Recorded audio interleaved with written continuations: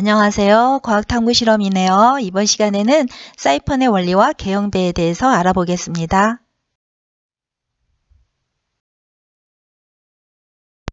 개요입니다. 고대 사이펀 원리를 이용한 장치를 살펴보고 이 사이펀 원리가 파스칼의 원리, 보일의 제2자관과 어떤 상관관계를 갖는지 보겠습니다. 개형배의 작동 원리와 개형배가 주는 의미, 베르누이의 정리와 중력 등의 상관관계도 함께 탐구하겠습니다.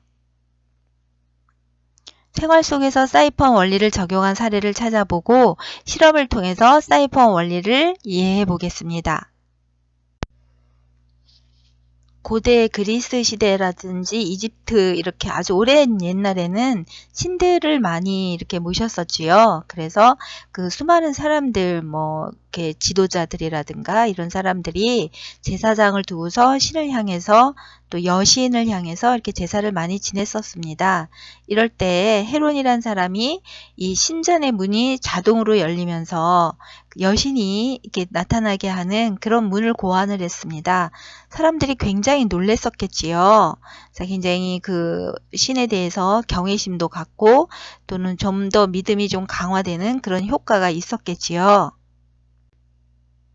자, 그러면 헤론이 어떤 장치를 사용해서 신전이 자동으로 열리게 했는지 한번 살펴보겠습니다. 먼저 1번에 그 불을 붙이는 제단이 있어요. 그래서 그 신전에서 의식을 거행하기 전에 제단에서 불을 피우게 되는데요. 지금 불을 이렇게 피우게 되면 그 불의 그 뜨거운 열기로 인해서 그 수조 아래 그 지하에, 그러니까 신전 지하에 이런 장치가 있는데 그 아래 수조 내부에 그 공기가 뜨거워지겠죠. 그러면 공기의 그 증기압이 증가하게 되고 그 공기의 힘이 이 수조에 있는 물을 밀어내게 되겠습니다. 그렇게 되면 요 3번이 바로 우리가 오늘 공부하려고 하는, 탐구하려고 하는 사이펀이라고 하는 건데요. 이 사이펀을 통해서 밀려나가는 물이 이렇게 밀려서 올라가게 되겠죠. 그러면 그 통에 물이 담기게 되고 물이 통에 담기게 되면 어떻게 되겠어요? 아래로 중력이 작용해서 통이 아래로 내려가면 도르래와 이런 것들이 이렇게 연결이 된 것들이 서로 이렇게 돌아가겠죠. 특히 여기에서 5번하고 6번의 저 축은 신전의 문하고 각각 연결이 되어 있는 거예요. 그래서 5번과 6번 축이 돌아가면서 어떻게 신전 문을 열게 되겠죠. 그러면 여신이 나타나게 되고 사람들은 와, 문이 저절로 열린다. 그러니까는 제단에 불을 붙이면은 신이 대답을 해서 문이 저절로 열린다라고 하면서 굉장히 감동을 받았을 거예요. 자, 그러면 이게 신전의 문이 열리게 되는 거기에는 여러 가지 과학 원리가 숨겨져 있는데요. 먼저 파스칼의 원리라고 하는 게 있습니다. 파스칼의 원리는 밀폐된 용계 공기 압력이 같은 크기로 사방에 작용한다는 건데요. 지금 통 안에 우두가 들어있어요. 몬스터 우두가 들어있는데 우두가 사방으로 같은 힘으로 지금 압력을 작용한다고 했을 때 그거하고 또 똑같은 크기의 힘이 반대 방향으로 미니가 지금 밀고 있죠. 예, 등으로 밀고 있는데 같은 크기의 힘이 이렇게 작용하고 있어요. 이래서 이 통 안에 있는 공기가 밖으로 미는 힘과 바깥에 있는 공기가 안으로 미는 힘이 똑같아서 통이 그냥 가만히 있게 되는 거죠. 만약에 통이 바깥으로 미는 힘이 더 크다면 통이 막 움직이게 될 거예요. 근데 그렇지 않고 지금 이렇게 일정한 그런 어떤 형체를 유지하고 있는 거겠죠. 이것은 우리가 야구공하고 탁구공이 있다고 했을 때 크기가 탁구공이 훨씬 작지만 이 내부에서 미는 힘은 탁구공 내부에서 미는 힘이나 야구공 내부에서 미는 힘이나 미는 힘은 다 똑같아요. 참 신기하죠. 그래서 탁구공 안에도 일기압, 그리고 야구공 안에도 일기압. 이 밀폐된 탁구공이나 야구공이나 또는 이런 통, 이 안에 있는 공기의 압력은 같은 크기로 사방으로 작용한다라는 것이 바로 파스칼의 원리가 되겠습니다. 이 파스칼의 원리라고 하는 것은 이 모든 면에 같은 압력이 작용한다라고 했을 때 압력이라고 하는 것은 면적분의 힘이거든요. 그러니까 압력이 언제나 일정하다 이 말은 면적이 커지면 힘도 어떻게 된다는 거겠어요? 면적이 커지면 힘이 커져야 된다는 얘기겠죠? 그래서 오른쪽에 있는 우두가, 문서 우두가 아래쪽으로 1이라고 하는 힘을 줘요. 그러면 왼쪽에 B라고 하는 면적은 A의 한 3배다 라고 했을 때, 이때에 그 A에서 1이라고 하는 힘을 줬을 때 B는 마치 그 3의 우두가 만약에 셋이 있다 그러면 이 셋을 거뜬하게 들어 올릴 수 있는 그런 힘을 받게 된다는 거예요. 면적이 커졌으니까. 압력은 일정하다 그랬잖아요. 자, 면적이 커졌어요.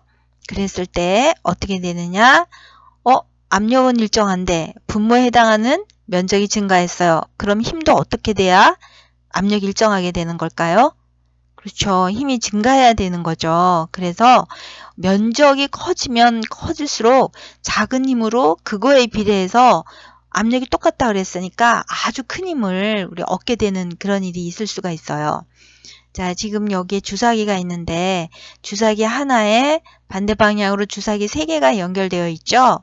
자, 압력, 우리가 피스톨을 미는 그 면적을 지금 아래에서는 아래 주사기 하나를 밀게 되면 3개가 연결되어 있으니까 면적 3개에 해당하는 힘을 우리는 얻을 수가 있다는 거죠. 여기에서 우두가 하나 있고 위에 우두가 셋이 있어요. 자, 우두가 한번 아래 우두가 힘을 힘껏 줘보겠습니다. 힘을 주면 위에 우두가 어떻게 돼요? 셋이 다 날아가죠? 자, 하나의 힘으로 3배의 힘을 얻을 수 있으니까 만약에 우리가 우두를 10명을 날리고 싶다라고 할 때 어떻게 하면 되겠어요? 주사기를 10개를 하나에 연결하면 되겠죠. 그러면 하나의 힘으로 그 10배의 일을 하게 될 수 있다는 거. 이것이 바로 파스칼 원리의 흥미로운 점이 되겠습니다. 그리고 사이펀의 원리가 있습니다. 사이펀이라고 하는 것은 관을 얘기하는 건데요. 그럼 사이펀의 원리, 그럼 관의 원리가 되겠죠. 자, 어떨 때 사이펀이라고 하는 관을 쓸 수가 있느냐면 지금 높은 곳에 A라고 하는 수조가 있고 물이 있어요. 그것을 낮은 곳에 있는 B로 옮기고 싶어요. 이럴 때 A가 우리가 일반적으로 사용하는 그런 컵이라든가 무슨 작은 통이라든가 이러면 그냥 따로 부으면 될 건데 그렇지 않고 A가 무슨 그 커다란 수영장만 하다라고 했을 때 그걸 옮기거나 이렇게 할 수가 없겠죠. 이럴 때 어떻게 하면 A의 물을 B로 옮길 수 있을까? 이럴 때 사용하는 것이 바로 사이펀이라고 하는 것입니다. 이렇게 생긴 것이 사이펀이라고 하는 건데요. 지금 보면은 U자를 거꾸로 엎어놓은 것 같고 또 한쪽이 짧고 한쪽이 길게 되죠. 이렇게 해서 그 기압차와 중력을 이용해서 낮은 곳으로 옮길 수 있는 관을 우리는 사이펀이라고 하는데요. 이 사이펀이 그 속에가 이렇게 관이 그냥 비어있는 상태에 이렇게 꽂아 놓으면 그냥 빨대를 꽂아 놓은 것처럼 아무 일도 일어나지 않아요. 그래서 A에다가 이런 사이펀을 그냥 꽂아 놨다라고 했을 때는 그냥 그런데 이 안이 내부가 이 액체로 가득 차게 되면 A라고 하는 액체로 가득 차게 되면 그 순간부터 어떻게 되느냐면 A에 있는 물이 B로 막 이동하게 됩니다. 자, 어떻게 그런 일이 일어날 수 있느냐면 사이펀의 제일 위의 정점을 우리가 C라고 해요. C라고 하면 이 C라는 지점하고 A라는 지점까지의 높이 차이가 생기게 되죠. 그러면 A는 뭐 히말라야 정상에 있다라고 한다면 C가 히말라야 정상에 있다고 한다면 A는 그 아래 그 초원의 평지에 있는 셈이 되는 거죠. 그렇게 되면 기압차가 생길 거예요. 그래서 그러면 어디가 더 기압이 높으냐? 낮은 곳에 있는 게 공기가 더 많이 쌓여 있는 거죠. 그래서 A는 저 화살표만큼 공기가 더 쌓여 있는 거예요. 그렇게 되면 A의 대기압이 C의 대기압보다 더 크게 된다는 거죠. 대기압은 아까 파스칼 원리에서 사방으로 똑같이 작용한다라고 했으니까 아래에서 위로도 똑같은 힘이 작용하게 되고 C는 기압이 더 낮지요. 그렇게 되면 어떻게 되겠습니까?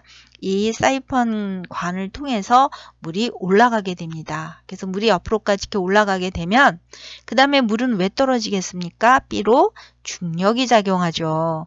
이때 중력이 C보다 B가 더 아래에 있으니까 중력도 마찬가지로 지구하고 더 가깝잖아요. B가. 그래서 중력의 크기는 B가 더 큽니다. 그래서 이때 중력이 작용해서 물이 아래로 이렇게 떨어지게 되는 거죠. 이게 바로 사이펀 원리가 되겠습니다. 기압차, 파스칼의 원리가 적용이 되고 중력이 또 여기에서 상관관계를 이루게 되는 거죠. 이럴 때 물이 아래로 이렇게 도둑도둑 이렇게 떨어지는 걸로 그렸지만 완전히 주르륵 물이 흐르게 됩니다. 이때 사이펀 안이 액체로 가득 채워져야 사이펀 원리가 작동된다는 거, 그거는 또 중요한 얘기가 되겠습니다.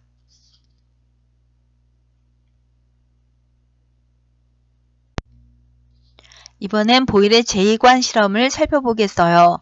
보일의 제2관 실험은 이제 개영배라고 하는 잔이 있습니다. 그것을 살펴볼 때 이 보일의 제2관 실험이 많은 도움, 이해하는데 많은 도움을 줄 거예요. 자, 지금 가가 바로 보일의 제2관이라고 하는데요. 보면은 제2처럼 생겼는데 짧은 쪽은 막혀 있고요. 등록에 지금 막혀 있죠. 유리관이에요. 막혀 있고, 그리고 높은 쪽은 열려 있습니다.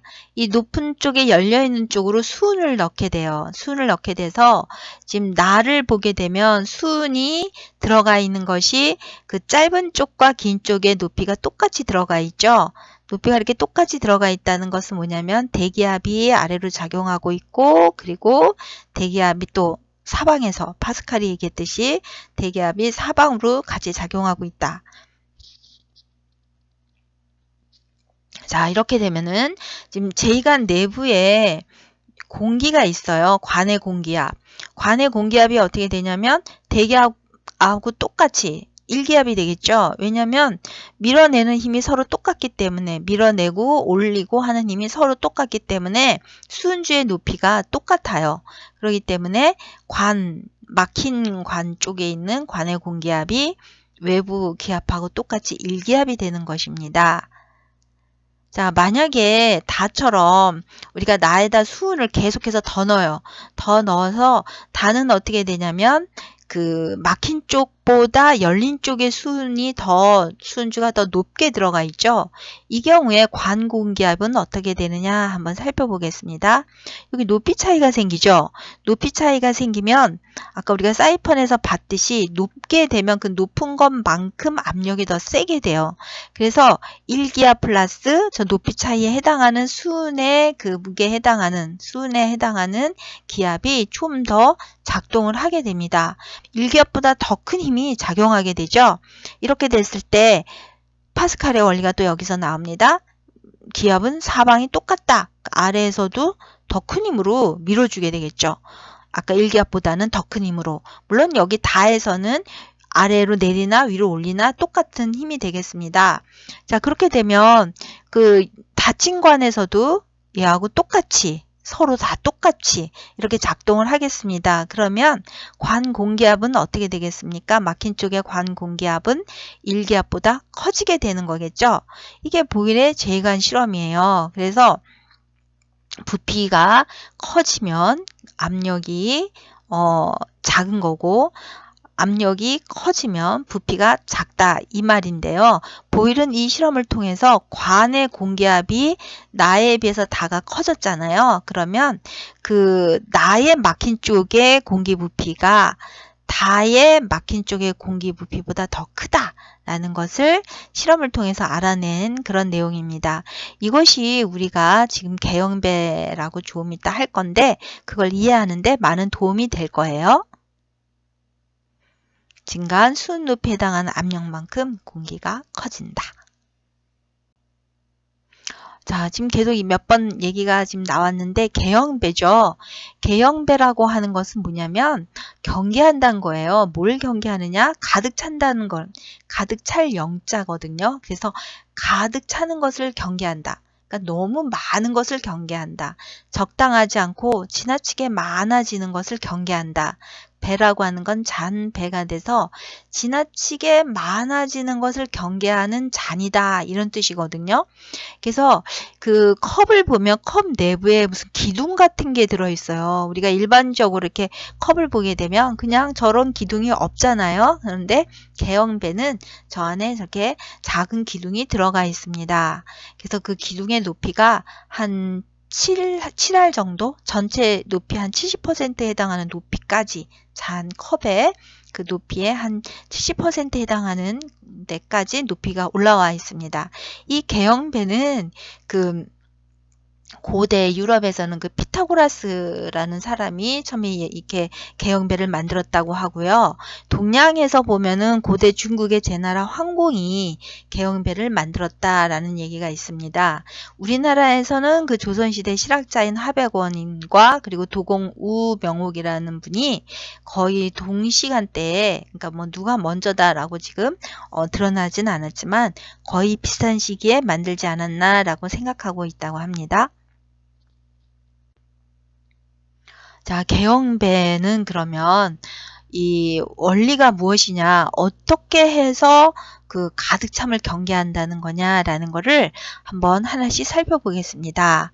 원리는 액체 압력과 대기압, 중력의 상관관계를 이용한다 이렇게 되어 있는데 지금 이렇게 말로 이렇게 쭉 나와서는 무슨 말인지 잘 모르겠습니다.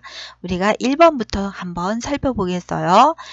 그 기둥처럼 솟아있는 그 관의 내부가 어떻게 생겼느냐 하면 마치 제2관을 거꾸로 엎어놓은 것 같아요. 그래서 우리가 제2관, 보일의 제2관을 좀 이렇게 한번 미리 살펴보기도 했는데요. 지금 제2관을 엎어놓은 것 같은데 그 밑으로 이제 뭔가 이렇게 잔 내부와 통할 수 있는 게 아래 부분에 좀 있지요. 이렇게 해서 설계가 되어 있는데요. 이 내부 제2관처럼 지팡이처럼 생긴 이게 바로 사이펀이에요. 사이펀은 관이라고 그랬잖아요. 그래서 내부 관이 되겠습니다. 그래서 사이펀 속의 압력은 대기압하고 같아서 잔 속의 수면과 같은 높이가 될 때까지 물이 들어간다라고 얘기를 하는데요. 뭔지 한번 보겠습니다. 자, 저기가 바로 사이펀 속의 내부예요. 저 내부의 압력이 현재 대기압하고 같아요. 그죠?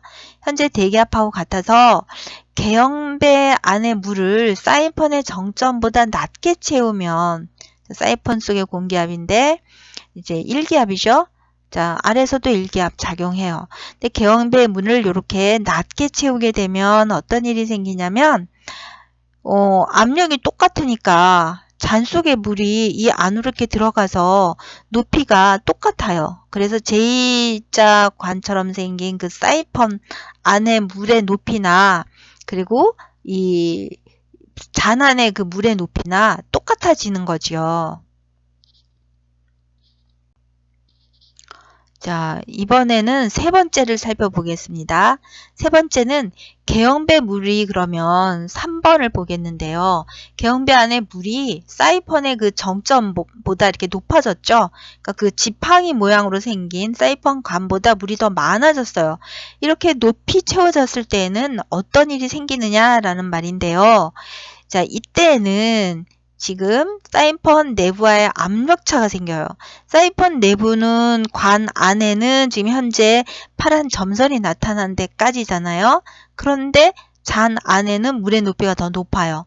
그럼 그 높이 차이에 해당하는 것만큼 어떻게 되느냐면 압력차가 생기겠죠.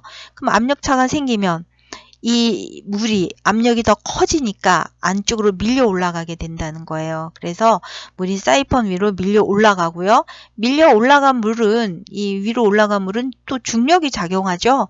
그러니까 중력이 작용해서 이렇게 아래로 떨어지게 됩니다.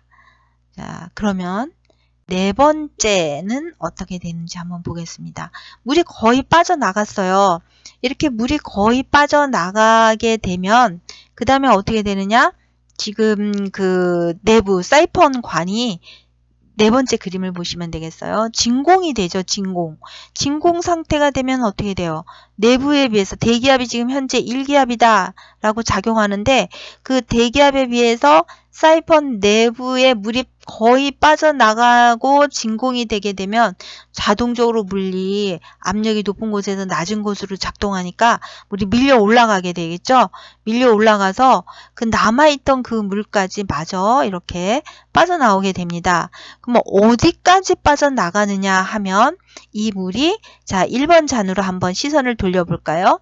1번 잔에 저기까지 빠져나가요. 그러니까 사이펀이 그 바닥에 애초에 처음에 물이 밀려 들어가는 곳 있었잖아요. 거기까지만 남겨 물이 싹 빠져나가요. 그러니까 이건 무슨 말이냐면 우리가 사이펀 잔, 개영배에 그 2번처럼 물을 적당히 붓게 되면, 그러니까는 뭐 거기다 찬물을 따르든 뭐 어른들이 마시는 그런 예전에 거기다가 뭐 곡차라고 그래서 이렇게 술을 한 잔을 이렇게 따르든 이렇게 따랐을 때 저렇게 적당하게 따르게 되면, 그러니까 그 위에 그 기둥처럼 생긴 걸 넘지 않게 따라서 마시게 되면은 아무 일이 없어요. 물이 안 빠져요. 찬물이 안 빠지는데 3번처럼 그 정점을 넘어서서까지 따르게 되면 가득 채우잖아요. 가득 채우면 바로 이 그 사이펀 내부와의 압력 차이가 생겨서 물이 빠지는데, 이게 어느 정도 그냥 그 2번처럼 남겨놓고 빠지느냐, 그게 아니라 그 빠지면서 4번에 물이 빠져나가면서 사이펀 안에 진공이 형성이 되고요. 진공이 형성되면서 완전히 물이 거의 완전히 빠져나가서 지금 현재 1번에 아주 조금 남아있는 고기까지 남기고 거의 다 빠져나가요. 그래서 바로 가득 채우는 거를 경계하는 잔이다 라고 해서 이것을 개영배라고 얘기를 하게 되는 것입니다. 다른 형태의 개영배가 되겠습니다. 지금 이 개영배는 역삼각형 모양으로 생긴 잔인데요. 이거를 양쪽으로 서로 마주보는 곳에 이렇게 줄을 달아서 이렇게 매달아 놓은 겁니다. 그러니까 잔이 이렇게 허공에 떠 있는 상태가 되는 거죠.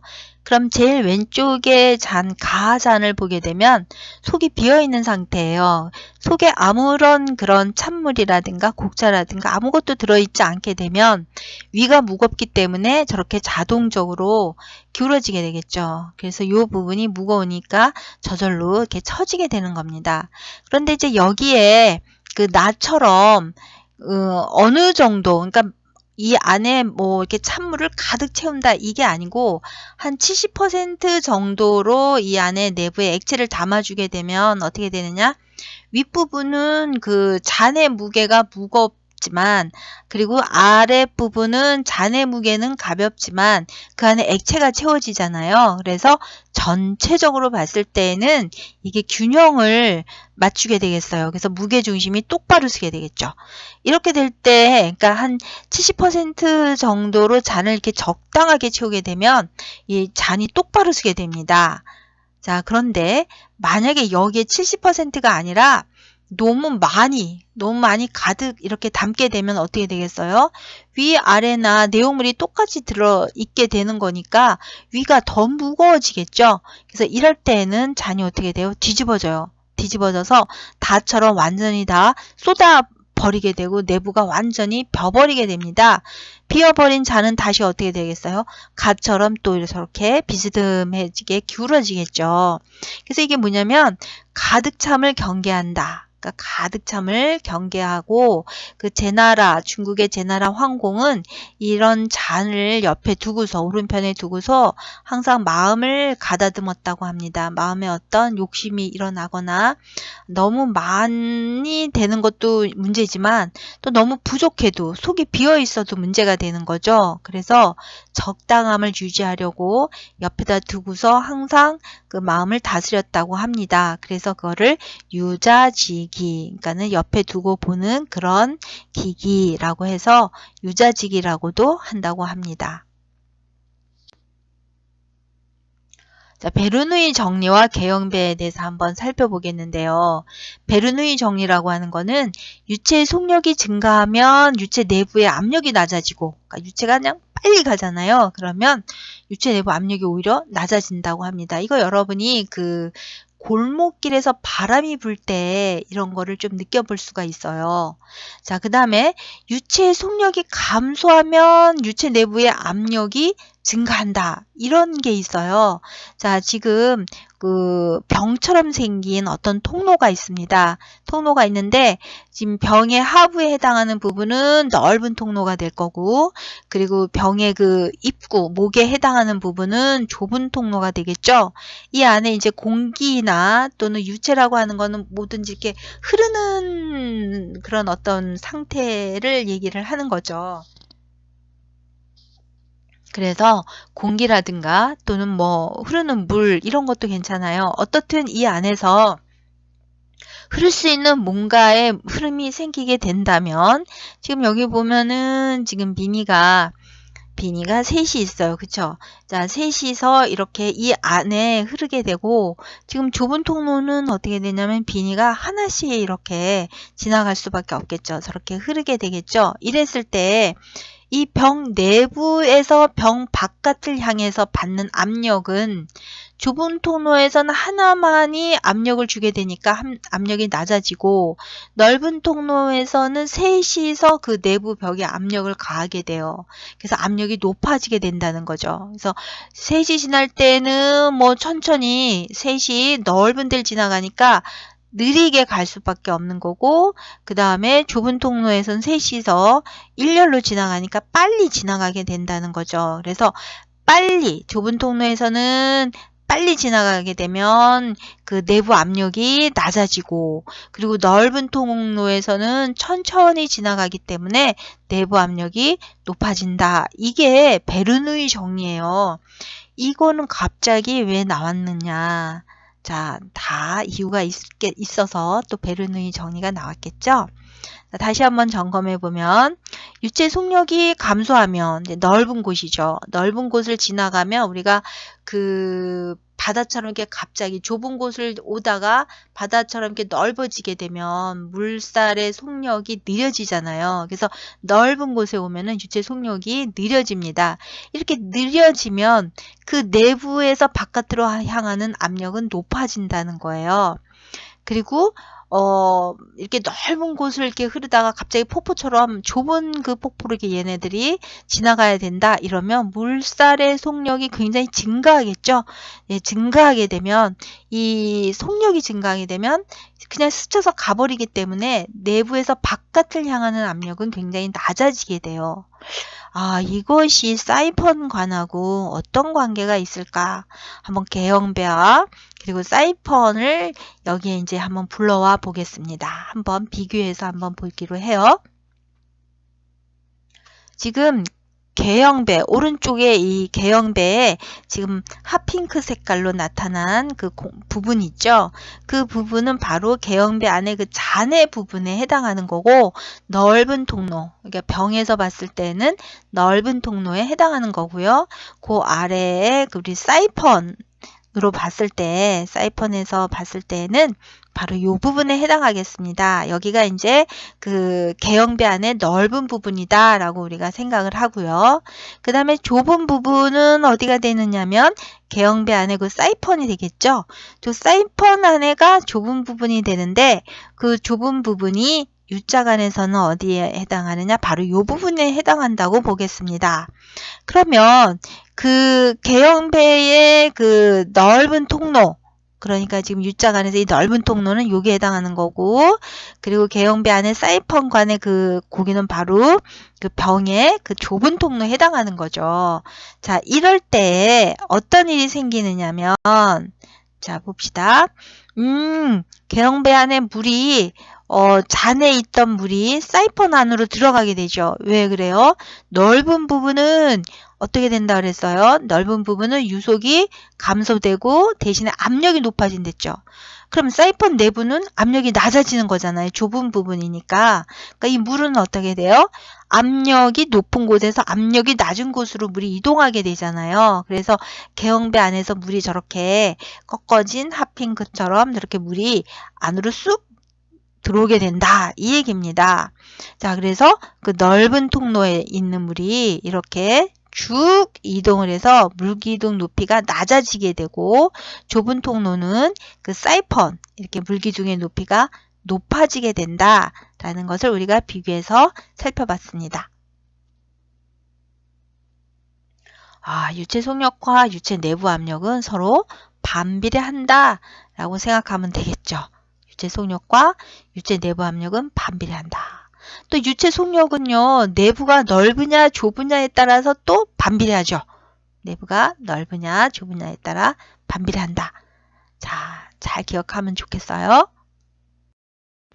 자, 베르누이 정리를 지금 간단하게 지금 뭔가 복잡한 것 같잖아요. 그래서 머리를 좀 식히는 차원에서 간단한 실험을 한번 해서 다시 한번 확인해 보기로 하겠습니다.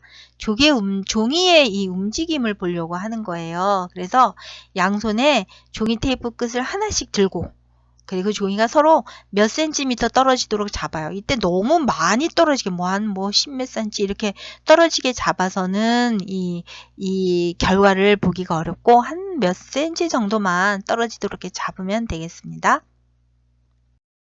자, 이번에는요, 이 종이 테이프 사이로 계속해서 바람을 불어요. 그럼 이 종이 테이프는 어떻게 될까요? 이 종이 테이프의 움직임은 어떻게 될까요? 자, 바람을 불어 보겠습니다. 바람을 쫙 불어봤어요. 오! 종이가 달라붙네요. 자, 바람을 계속해서 부니까 종이가 탁 하고 달라붙어서 마치 Y자 같이 돼버렸죠? 어째서 이런 일이 일어나느냐? 자, 지금 종이가 두 개가 있어요. 종이가 이제 우리 미니가 종이 두 개를 이렇게 잡고 있었죠. 이렇게 잡고 있었는데 위에서 이렇게 바람을 싹 불어요. 바람을 싹 불게 되면 종이하고 종이 사이에 있던 공기가 싹 사라지죠, 순간적으로. 공기가 사라지게 되면은 어떻게 돼요? 저기압이 되죠. 기압이라는 건 뭐예요? 공기의 압력이잖아요. 공기의 압력인데 공기가 그냥 쓸려 나가 버렸어요. 그러니까 저기압이 됩니다. 여러분이 배웠을 때 고기압과 저기압은 서로 상대적인 거라 이렇게 얘기를 했었죠. 한쪽이 저가 되면 다른 쪽은 가만히 있었는데 그냥 한쪽이 낮으니까 고기압이 되는 거죠. 그래서 종이 양쪽은 고기압이 돼요. 그럼 종이 가운데는 저기압인데 종이 양쪽은 또 고기압이 돼요. 이 힘은 언제나 어디에서 어디로 작용해요? 고압에서 저압으로 작용하게 되죠. 그래서 이런 식으로 종이를 밀게 됩니다. 공기가 종이를 밀게 되니까 종이가 지금 우리 미니가 들고 있는 것처럼 Y자로 이렇게 붙게 되는 거예요. 그래서 아까 얘기했듯이 저렇게 저기가 뭐예요? 공기의 속력이 미니가 불어줌으로 해서 저기 종이하고 종이 사이에 저 좁은 곳 저기 속력이 굉장히 빨라졌죠. 그러면 저 내부는 속력이 빨라지면 저 내부는 저기압이 된다는 얘기가 되겠습니다.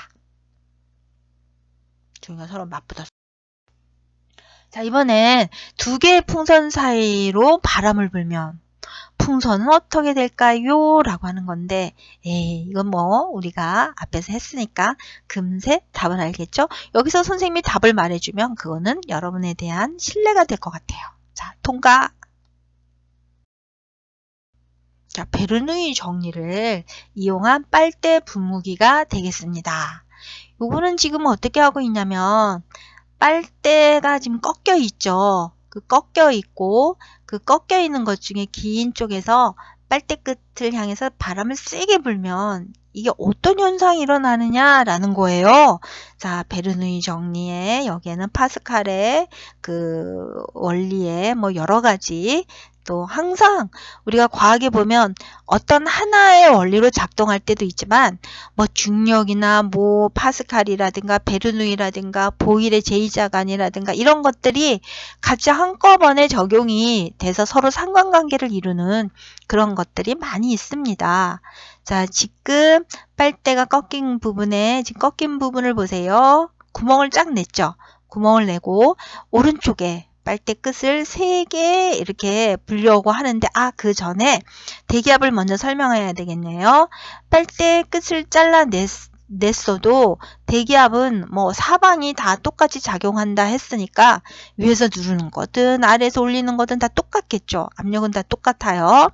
자, 여기에서 지금 오른쪽 화살표 있는 부분에서 후 하고 아주 세게 후후후 계속 불겠습니다. 자, 긴 빨대 끝을 향해서 꺾인 부분을 향해서 후 하고 불어요. 이렇게 쫙 불어요. 쫙 불게 되면 어떻게 되겠어요? 우리 아까 종이 실험을 했었잖아요. 저 꺾인 부분 거기 공기가 어떻게 돼요? 다 쓸려 나가죠. 다 쓸려가면 저기가 무슨 기압? 그쵸? 저기압이죠. 저희가 저기압이 됩니다. 저희가 저기압이 되면 다른 곳은 그냥 자기는 가만히 있었을 뿐인데 기압은 상대적인 거라 그랬잖아요. 그러니까 어떻게 돼요? 여기는 고기압이 되겠습니다. 고기압이 되네요. 그러면 아래는 고기압, 빨대 아랫부분은 고기압이고 빨대 위에 그 깎인 부분, 거기 구멍 난 부분, 거기는 저기압이 되죠.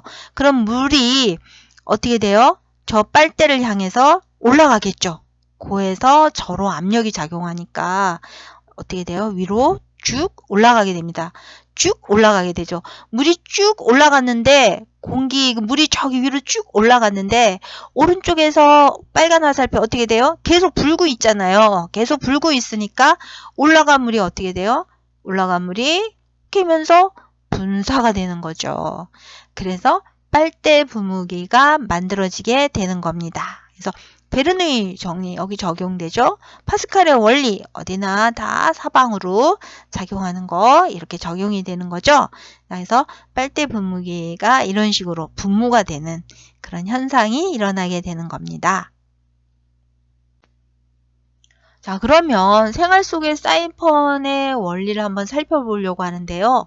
일상 속에서 사이펀 원리를 이용하고 있거나 아니면 앞으로 어떻게 이용하면 좋겠다 라는 그런 게 있나 한번 살펴보기로 하겠습니다.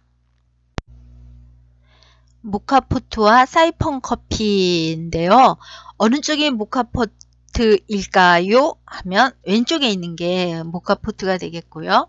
오른쪽에 있는 거는 사이펀 커피가 되겠죠. 둘 다 커피를 추출하는 그런 간단한 기기가 되겠습니다. 모카라고 하는 것은 그 아프리카 어느 지방에 모카라고 하는 항구가 있다고 합니다. 그래서 그 모카라고 하는 항구 지역에서 많이 사용하는 그런 커피가 뭐 모카 커피라고 하기도 하고 모카 포트라고 하기도 하고 뭐 그러겠습니다. 그러면 모카 포트를 한번 살펴보면 가운데 허리 부분에 원두가 들어가 있죠. 원두가 들어가 있고 그 위에 잔은 개영배하고 똑같이 생겼죠. 그래서 개영배처럼 생겼습니다. 맨 그 원기둥처럼 생긴 그 잔의 맨 아랫부분에 구멍이 있어요. 뚫려져 있어요. 구멍이 뚫려져 있고 그 아래 깔때기처럼 생긴 게 있고 그리고 물이 담겨 있죠. 자, 여기에 이제 불을 키웁니다. 불을 켜요. 불을 켜게 되면 어떻게 돼요? 그 안에 그 모카 포트 안에 제일 하단에 있는 물이 막 끓겠죠. 물이 막 부글부글 막 끓어요. 끓으면 그 내부가 수증기도 있고 공기도 팽창하고 하면서 내부 압력이 굉장히 높아지게 될 거예요. 그래서 내부 압력이 그 2번에 물이 끓으면서 3번의 내부 압력이 매우 높아지게 돼요. 매우 높아지게 되면 이 물이 어떻게 되겠습니까? 물이 저 포트를 따라서 위로 깔때기 모양처럼 생긴 저기를 통해서 물이 위로 올라가게 돼요. 물이 막 부글부글 넘치면서 이렇게 끓으면서요. 저기를 올라가게 되면 지금 저렇게 통과하죠. 원두를 통과하게 되죠. 물이 저기 원두를 통과하게 되면 추출된 물이 통과되면서 저렇게 위로 6번으로 이렇게 막 나오게 돼요. 나오면서 저희가 이렇게 쌓이게 되는 거죠. 그래서 잔이 이렇게 가득 차게 됩니다. 저것도 개영배처럼 생겨서 너무 위까지 올라가도록 하면 또 아래로 쑥 내려갈 수가 있어요. 저렇게 해서 위에 손잡이를 이렇게 떼서 마시면 되는 그런 추출기 모카포트가 되겠습니다. 자, 그러면 이번에 그 사이펀 커피로 한번 가보겠습니다. 오른쪽에 사이펀 커피를 보면 아래에 알콜 램프가 놓여져 있고요. 그리고 둥그렇게 지금 둥근 바닥 플라스크처럼 생긴 곳에는 물이 담겨 있죠. 물이 담겨 있고 그리고 위로 파이프가 있어서 관이 있고 위에 그 잔에는 원두가 담겨 있어요. 그러니까 모카포트는 중간 허리쯤에 원두가 있었는데 이것은 위에 원두가 담겨 있네요. 자, 그러면 알콜 램프를 봅시다. 알콜 램프에 불을 붙여 볼게요. 자, 알콜 램프 불이 잘 안 붙네요. 자, 불이 붙었어요. 알콜 램프에 불을 붙이면 이제 그 둥근 플라스크 안에 내부에 물이 막 끓겠죠. 물이 막 끓으면 물이 끓게 되면은 어떻게 되겠어요? 마찬가지로 플라스크 내부 압력이 굉장히 높아지게 되죠. 그래서 이 물이 끓고 이 3에 해당하는 내부 압력이 높아지게 되면 압력을 꽉 하고 누르게 되면 물이 어떻게 돼요? 그 압력에 위로 올라가게 되죠. 위로 올라가면서 물이 쭉 올라가면서 그 원두 그 위 있는 거기에 물하고 원두하고 같이 막 섞이게 됩니다. 자, 이렇게 섞였어요. 그러면 그 위에 맨 위에 컵처럼 생긴 거기에는 원두와 물이 뭐 다 섞여 있으니까 그걸 마시지는 않겠죠. 이럴 때 이제 어떻게 하느냐면 알코올 램프 불을 꺼요. 알코올 램프 불을 탁 끕니다. 끄게 되면 어떻게 됩니까? 이 플라스크, 둥근 플라스크 안이 식게 되죠. 식으면서 원래 압력을 찾아가게 되죠. 원래 압력이 낮아지게 되면 중력이 이제 작용해서 이 관 파이프는 뚫려 있으니까 중력이 작용해서 위에 있는 그 물이 아래로 다시 쭉 내려오게 돼요. 그래서 아래로 내려오게 되고 위에는 원두 찌꺼기가 남게 되겠죠. 그러면 이번엔 그 둥근 플라스크 거기에 있는 것을 잔에 따라서 마시면 되겠습니다. 모카포트라든가 사이펀이 커피가 전부 이렇게 커피를 이런 방식으로 추출해내는 건데 선생님이 지금 그림을 보니까 모카포트에 물이 너무 적어요. 물을 좀 더 넣어서 끓여야겠죠. 막 물이 공중을 날아다니니 너무 많이 끓으면 올라갈 수 있겠지만 저렇게 공중으로 날아가지는 않을 것 같아요. 그 사이펀 커피에 있는 물 정도로 그렇게 물이 좀 있어야 되겠죠. 네. 지금 보니까 미니와 우두가 커피를 열심히 기다리고 있네요. 자, 이번에 물 배출구가 없는 거대한 수조에서 물빼기를 할 건데 이 거대 수조가 뭐 거의 뭐 수영장만 하다 이런 상황에서는 저 거대 수조를 기울여서 물을 빼거나 이렇게 할 수가 없겠죠. 할 수 없는데 거대 수조 수영장인데 불사 여기 물 빼는 배수구를 만들지를 않았네요. 이럴 때 어떻게 해서 이 물을 뺄까라고 한다면 지금 미리 등장했는데 저 사이펀 그죠? 저 관이죠? 쟤를 그냥 꽂아두면 돼요. 쟤를 꽂으면 아까 얘기했듯이 얘를 그냥 빈 상태는 관에 그냥 관이 물이 채워져 있지 않으면 그냥 빨대 지나지 않는데 그냥 가만히 빨대 꽂아놓은 거랑 마찬가지라 얘기했죠? 저렇게 꽂고서 어떻게 해요? 저 내부에 물을 채워줘요. 물을 채워주게 되면 물이 딱 차는 순간에 벌써 어떻게 됩니까? 물이 그냥 쫙 내려가죠. 막 다 떠내려갈 정도로 물이 쫙 빠져요. 이럴 경우에 그 사이펀 수조 안에 꽂혀져 있는 그 빨대 끝 있죠. 그 빨대 끝에까지 물이 한 번에 그냥 다 빨려 내려가요. 벌써 다 떠내려갔잖아요. 그래서 한번 꽂아서 사이펀관을 액체를 채워주게 되면 이렇게 한 번에 그 사이펀관 밑에 제일 짧은 고기까지 있는 물은 그냥 무자비하게 다 빨려 나갑니다. 사이펀 수조가 됐어요. 우리가 늘상 접하고 있는 자변기죠. 자, 자변기에도 사이펀이 숨어 있어요. 벌써 눈에 보여서 저거잖아 라고 금방 보이죠? 네, 조 사이펀이 숨어 있는데 여기서 이 자변기 안에 물이 보면 언제나 이렇게 일정한 양의 물이 이렇게 밑에 조금 이렇게 가라앉아 있죠. 물이 조금 있는데 많은 양의 물, 우리가 레버를 눌러서 많은 양의 물이 한꺼번에 나오면 어떻게 돼요? 자변기 속에 물이 그냥 한 번에 쫙 빠져나가죠. 아까 그 수조 우리가 큰 거 설명했듯이 한 번에 다 빠져나가는데 그 사이펀 관을 거기다 이렇게 꽂아 놓은 거나 마찬가지 그런 역할을 하는 그런 모습을 볼 수가 있어요. 이게 바로 사이펀 원리 때문인데요. 하나씩 한번 압력이라든가 뭐 제이관이라든가 뭐 이런 거 한번 살펴볼까요? 자, 요게 사이펀이죠. 요게 사이펀. 사이펀이 이렇게 U자를 거꾸로 엎어 놓은 것 같으면서 한쪽이 좀 짧아요. 그래서 물에 담겨 있는 변기 안에, 자변기 안에 그 물과 연결되어 있는 부분, 거기가 좀 짧은 부분이 되겠습니다. 자, 지금 이렇게 물을 그 사이펀의 그 정점까지 안 가게 어느 정도 양의 물을 이렇게 놔두게 되면 이 물이 그냥 그대로 있어요. 그래서 사이펀 안에서도 이 변기 내부의 그 물의 높이하고 똑같이 저렇게 높이가 차 있어요. 우리 개영배에서 봤듯이 저렇게 차 있습니다. 자, 그런데 물을 이렇게 많이 넣었어요. 이렇게 물을 많이 넣게 되면 어떻게 되겠어요? 압력 차이가 생기겠죠? 그래서 저 높이에 해당하는 저 수압에 해당하는 압력의 차이가 생기게 돼요. 차이가 생기게 되면 위쪽이 고기압이 되고 사이펀 내부가 어떻게 되겠어요? 저기압이 되죠? 자, 파스칼이 뭐라 그랬어요? 압력 사방으로 작용한다. 그러니까 전체적으로 그 변기 내부가 완전히 다 고기압이 되죠?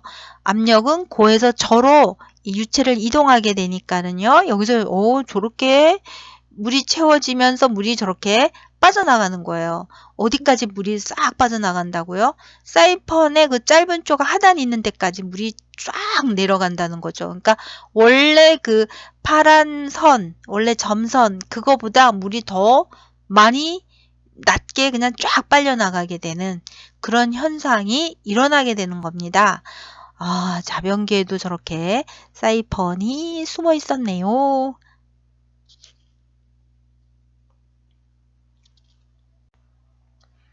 요번에는 앞으로 이렇게 사용할 수 있지 않을까라고 생각할 수가 있고, 또 혹시 모르겠어요. 어디서 사용할 수 있을 수도 있는데요.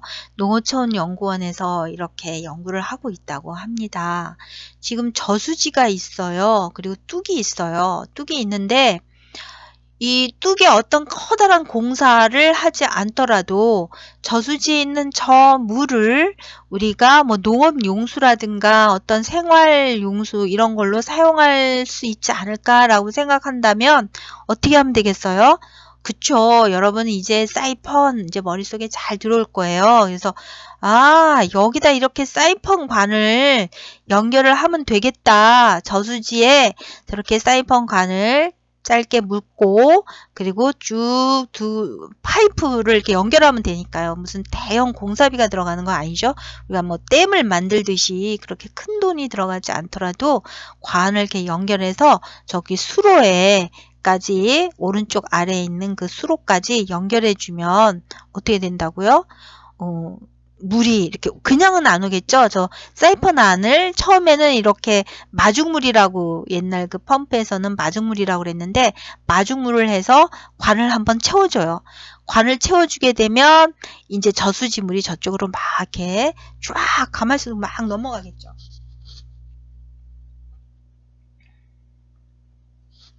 자, 수로로 사이펀 관로로 해서 수로로 지금 막 넘어갈 거예요. 근데 아까 뭐라 그랬어요, 선생님이? 이때 한번 넘어가면 저수지 물이 저 사이펀 끝자락 있는 저 낮은 부분까지 쫙 한 번에 다 넘어간다 그랬죠? 그래서 이런 장치를 할 때에는 중간에 잠금 장치가 필요할 거예요. 잠금 장치가 하나만 갖고 안 될 수도 있고 몇 개를 더 해야 될 수도 있겠어요. 왜냐하면 저렇게 무슨 우리가 빨대로 컵에 물을 빨아먹는 정도가 아니고 이건 굉장히 양이 크잖아요. 그래서 이 저항을 견딜 수 있게 저렇게 레바를 몇 개를 더 이렇게 장치를 해두게 되면 우리가 저수지 물이 완전히 넘어가지 않고 적당히 필요한 물만 사용할 수 있지 않을까라고 생각해 볼 수 있겠습니다. 자, 그동안에 우리가 이제 쭉 개영배의 원리도 알아보고 사이펀의 원리도 알아보고 그랬었잖아요. 그래서 이것들이 너무 많으면, 그러니까 과유불급이라고 하는 게 지나치게 많은 것은 미치지 못함과 같다. 그거보다 더 안 좋다. 뭐 이런 얘기가 되겠죠. 과유불급의 진리를 개영배가 알려줬는데 그거를 우리가 직접 만들어 보면서 몸소 한번 느껴보겠습니다. 준비물이에요. 그래서 준비물로 페트컵 3개 필요하고요. 스카치 테이프, 그리고 구부러진 빨대도 필요하고요. 가위, 인두, 글루건, 색소 이런 게 필요한데 색소라고 하는 거는 지금 보시면 페트컵의 그 왼쪽 아래에 네모난 거 있죠? 지금 빨간색 색소를 준비했습니다. 자, 첫 번째 어떻게 하느냐. 페트병 2개가 있어요. 그걸 송곳으로 뚫어도 되지만 송곳으로 이렇게 뚫다 보면은 아주 천천히 살살 하면 괜찮은데 이게 깨져요. 저 페트컵이 깨질 수가 있어서 인두로 이렇게 뚫게 되는데 여러분 저 인두가 저게 마치 볼펜처럼 생겼지만 저게 쇠예요. 쇠에서 달궈지면 엄청 뜨겁거든요. 그래서 화상 주의하시고요. 저거를 달군 다음에 그냥 이렇게 쑥 이렇게 집어넣으면 뚫어져요. 녹겠죠. 이게 뚫어진다는 게. 그래서 2개를 다 이렇게 뚫어놔요. 첫 번째는 그리고 빨대를, 구부러진 빨대를 이렇게 구부리는데, 조개 이렇게 구부리려면 도로 이게 또 탁 이렇게 펴지거든요. 구부려 놓으면 또 탁 하고 펴져요. 그러니까, 조개 자세히 보면 보이시죠? 테이프로, 스카이 테이프로 이렇게 살짝 붙여놔요. 벌어지지 않게. 벌어지지 않게 저렇게 붙여서 예쁜 제이관, 아까 우리가 보일의 제이관 설명했었죠? 그래서 그 제이관처럼 저렇게 만들어 놓습니다. 테이프 고정하는 거. 자, 그리고 나서 지금 1번에서 구멍 뚫어놓은 페트병 있죠? 페트컵 있는데 거기에다가 이 제이관을 저렇게 뒤집어서 꽂으면 돼요. 그래서 밑에 컵 아래쪽에서 위쪽으로 이렇게 끼우면 되겠죠? 자, 끼웠으면 우리가 이렇게 그 인두로 구멍을 빨대하고 정확하게 빨대 직경에 맞춰 갖고 뭐 한 치 오차도 없이 이렇게 딱 뚫는다는 건 불가능하잖아요. 그래서 이렇게 끼운 다음에 빨대하고 구멍 사이를 글루건으로 이렇게 글루건으로 막아서 물이 새지 않도록 이렇게 하는데요.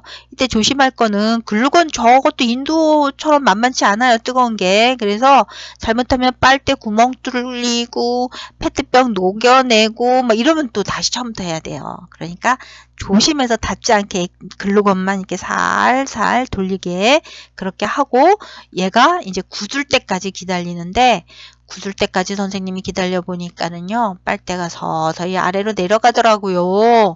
그래서 그 굳기 전에 빨대가 슬슬슬 내려가지 않도록 이렇게 손으로 이렇게 고정을 굳을 때까지 이렇게 고정해야 되는데 수전증이 이게 만만치 않았어요. 자, 글루건이 이제 겨우 다 말랐습니다. 한 5분 이내에는 다 말라요. 한 3분 뭐 이 정도면은 빨대가 이제 움직이지 않게 흘러내리지 않고 이렇게 거의 굳어요. 마르면 구멍 하나 더 뚫어놨었잖아요. 그게 바닥끼리 마주보게 그쪽에 빨대를 같이 길게 나왔었죠. 그쪽을 마저 끼워요. 그래서 이렇게 보면 마치 무슨 이렇게 장구 비슷하게 나팔이 양쪽으로 이렇게 발산되듯이 이런 모양이 되겠죠. 그래서 이렇게 빨대를 끼웁니다. 그런 다음에 이렇게 끼워도 그냥 놔두면 아래로 이렇게 휙 빠져버려요. 빠지니까 중간을 어떻게 해야 되겠어요? 테이프로 이렇게 고정을 해줍니다. 이때 고정을 해줄 때 막 돌리지 마시고요. 왜냐면 우리가 개형배를 한번 실험을 해서 관찰하면 또다시 액체를 이렇게 벗어 다시 또 이렇게 관찰해야 되거든요. 그래서 살짝 고정합니다. 반복 관찰을 하기 위해서. 자, 그리고 나서는 처음에 우리 준비물에 컵 3개가 있었죠. 그래서 구멍 뚫지 않은 컵이 하나 더 있어요. 그래서 그 구멍 뚫지 않은 컵을 그 아래, 그러니까 이 J자처럼 생긴 거 말고 그냥 일자로 그냥 일자로 간 쪽하고 이렇게 마주대요. 마주된 다음에 이때도 마찬가지로 정확하게 잘 된 다음에 테이프로 붙여요. 이때도 너무 감지 마시고 요거 잘 나중에 몇 번 할 수 있도록 이렇게 살짝 테이프를 감아둡니다. 균형 잘 맞추셔서 새지 않도록 또는 균형이 삐뚤어지면 이렇게 세워놨을 때 일자로 쫙 뻗지 않겠죠? 그래서 잘 중심 맞춰서 테이프로 다 발라놓습니다.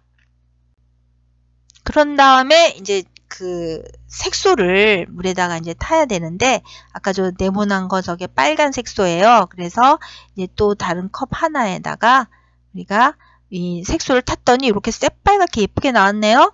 이렇게 예쁘게 나온 거 이제 물 타놓은 거 있고 그리고 이제 개형배 3단이죠. 3단 맨 위에 거 이렇게 꼬부라진 거 이렇게 있는 거 그게 이제 우리 처음에 이제 빨대를 넣어서 굳힌 거고 가운데가 이제 구멍 또 뚫린 거 이렇게 통과시킨 거고 맨 아래 게 이제 아무 구멍 안 뚫은 거 서로 마주보게 한 거 이렇게 되는 거죠. 자, 준비 끝이에요. 동영상으로 보겠습니다. 지금 개형배 안에 물을 붓고 있는데요.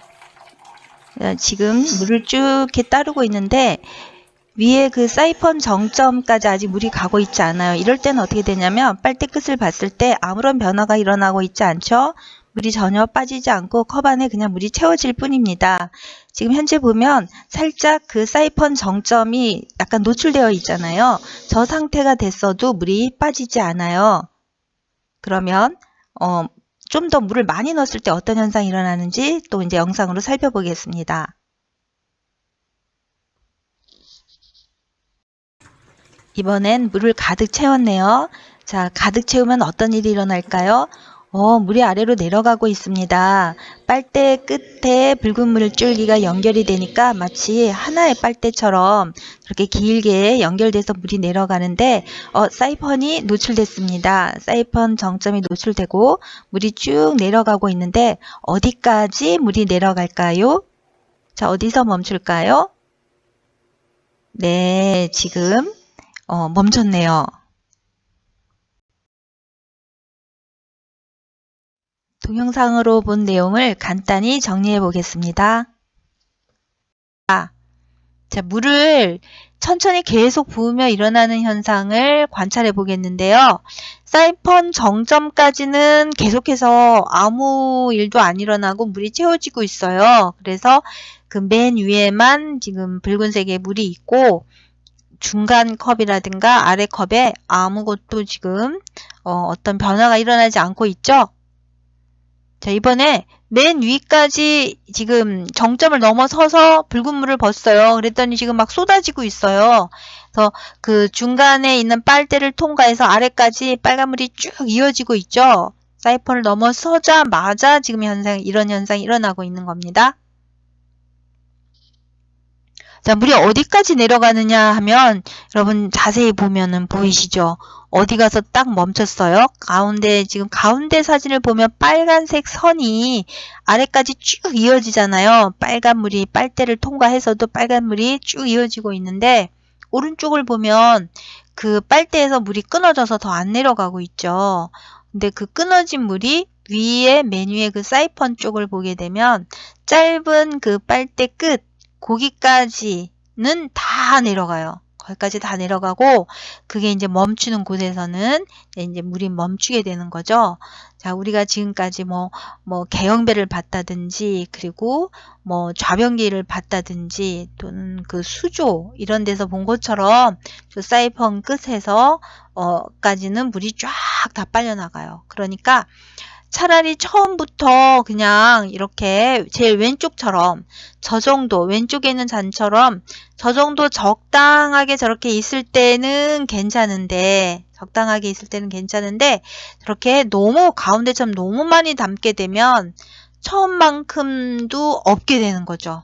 처음만큼도 없게 돼요. 그래서 예전에 어떤 그 신하가 너무 술을 많이 마시니까 저 계엄배를 이제 왕이 내려서 너무 잔에 이렇게 많이 따르게 되면 저게 그냥 다 빠져버리게 하는 그런 어떤 야사도 있다고 하네요.